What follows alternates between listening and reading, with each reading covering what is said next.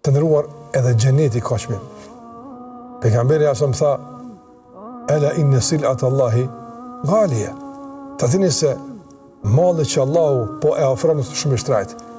Nga se malli i tij është xheneti. A do e paguash? Allahu tha, inna Allah ishtara min al-mu'minina anfusahum wa amwalahum bi anna lahumul janna.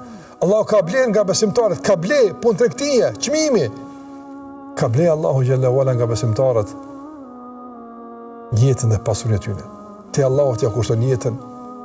Në emër të Allahut e fiton dhe e shfrytëzon dhe e jep pasurinë tonë bi anna lahumul janna.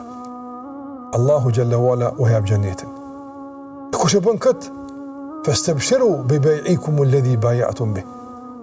Andaj përgëzoni për fitoren e madhe që e keni arrit në bazë të këtij kuptimi të rëndësishëm se jeta ka çmim.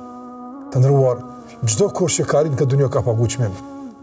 Çfarë do lloj fame, çfarë do lloj arritje, çfarë do lloj pozite, pasurie, çka do që ka arrit ka paguar çmim. Madje edhe ai që nuk ka arrit ka paguar çmim. Krejtë me çmim. Është varet për çka paguan, për kë dhe sa paguan, dhe ai i gatshëm.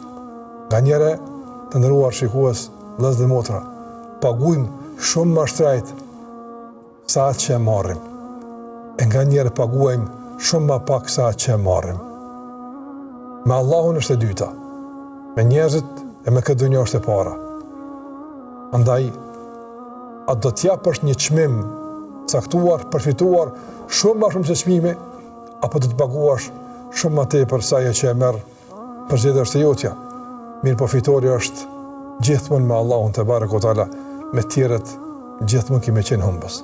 Ibn Hazmi ka thënë, mos lejo që çmimi i jetës tonë të jetë më ulët se xheneti. Zoti më shëroft atë e ju shpërblet me të mirat e tij.